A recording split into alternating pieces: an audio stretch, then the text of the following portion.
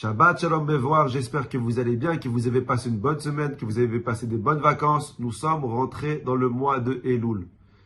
Elul sont les initiales de la phrase Ani Ledodi Vedodili, j'appartiens à mon bien-aimé et mon bien-aimé il m'appartient.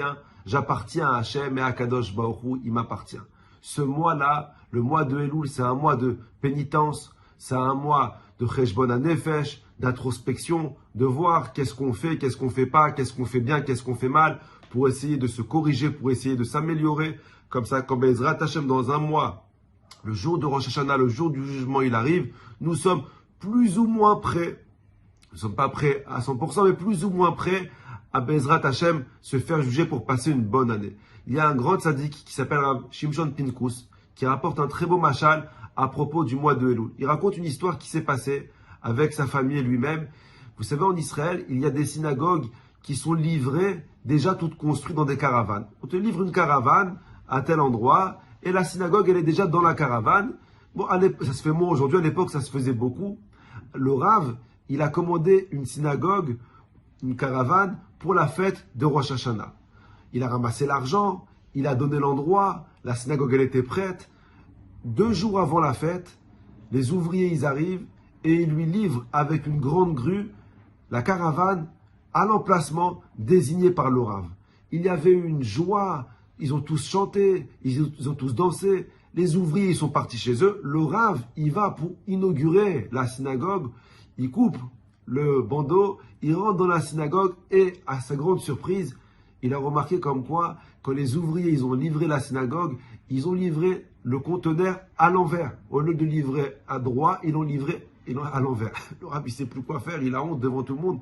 Qui peut prier dans une synagogue qui a été livrée à l'envers? Donc le Rav, vite, rapidement, il essaie de contacter les ouvriers pour essayer de faire quelque chose, qui reviennent avec la grue, qui relève la caravane, qui la retourne, qui la mette dans le bon sens.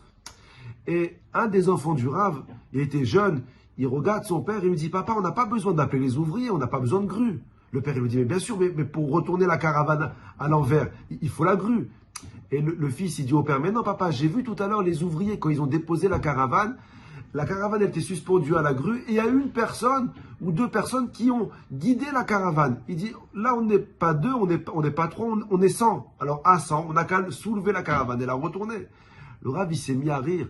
Il lui a dit, mon fils, tout à l'heure, quand tu as vu 1 ou 2 ouvriers diriger la caravane, c'est parce que la caravane, elle était suspendue par la grue.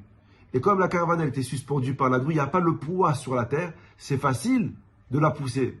Mais maintenant que la caravane, elle est sur terre, même 1000 personnes ne peuvent pas la bouger. Et le Rav, il a dit, c'est bidiouk ça, la fête de Rosh Hashanah. Rosh Hashanah, on se fait juger à Botaï.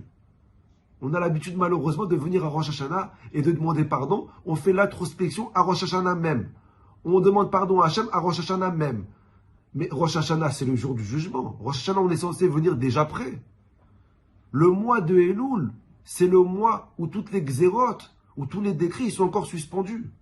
Donc comme les décrets ils sont encore suspendus comme cette caravane, avec une prière, avec un kaddish, avec une amida, c'est facile d'enlever un décret, de décréter une bonne année. Mais dès que Rosh Hashanah il est venu, que le décret il est tombé sur terre, peut-être que même 200 tfilotes, ils ne peuvent pas faire l'effet d'une tfila du mois de Elul. À Botaï, on a la chance, ce mois de Elul, ça tombe en plein mois de septembre.